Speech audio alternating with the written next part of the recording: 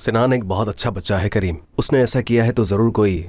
नसरीन के साथ बिल्कुल सही हुआ, तुम ये कह रहे हो? इतना गुस्सा मत करो करीम, मेरे कहने का ये मतलब नहीं था, लेकिन सिनान जब से पैदा हुआ है तब से जानता हूं उसे। जितना तुम उससे वाकिफ हो उतना ही मैं भी उससे वाकिफ हूं।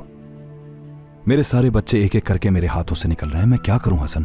पहले बहरन चली गई और अब सिनान। वो कुछ अरसे के बाद वापस आ जाएगा, देखना। तुम्हें फिक्र करने की कोई जरूरत नहीं। उम्मीद है ऐसा ही होगा।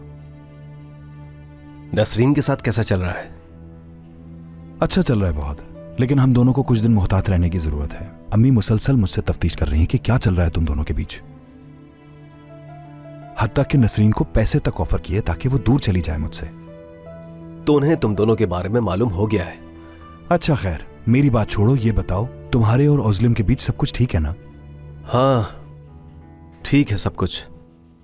क्या हो गया है? तुम्हारा मुंह क्यों उतरा हुआ है? ओज़लम से थोड़ी बहस हो गई थी, लेकिन इतनी सीरियस बात नहीं, गलती मेरी थी।